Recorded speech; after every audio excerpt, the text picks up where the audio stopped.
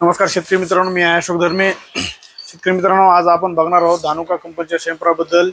तत्पूर्वी मित्रांनो, तुम्ही जर माझ्या चॅनलला सबस्क्राइब केलं नसेल सबस्क्राइब करा, बेल आयकॉनचं बटन ऑन करा, जेणेकरून जेही व्हिडिओ मी यूट्यूबला अपलोड केले ते डायरेक्ट नोटिफिकेशनद्वारे तुम्हाला कळतील। माझ्या चॅनलला शेअर करा, लाईक करा, जमलं ते कधी कमेंट करा। शेतकरी मित्रांनो, हे आहे धानुका कंपनीचं सेम्प्रा। हे एक तणनाशक आहे।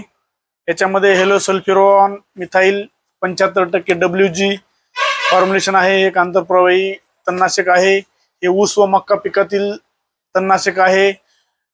हे तणनाशक लवाळा सायपरस रोटंडच्या प्रभावी नियंत्रणासाठी एक WG फॉर्म्युलेशन धानुकाने बाजारात आणलेला आहे। हे खूप सुंदर रिझल्ट आहे त्याचे लवाळ्यासाठी।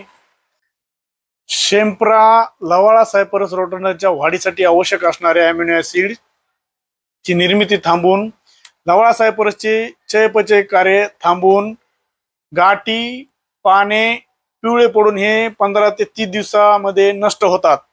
हे गहू ऊस मक्का पिकामधील लवाळा व रुंद पानाच्या तणाच्या नियंत्रणासाठी हे एक निवडक तणनाशक आहे। मित्रांनो, शेणखतामध्ये सल्फोनिल युरिया गटातील तणनाशक असल्यामुळे याचा मक्का ऊस पिकावर कुठलाही दुष्परिणाम जाणवत नाही।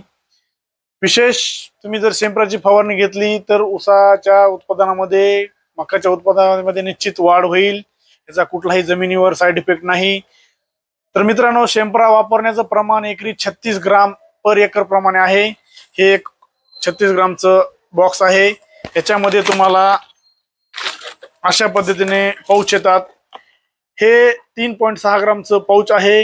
15 लिटर पंपाला तुम्ही 3.6 ग्रामचं पाऊच मिक्स करून वापरू शकता।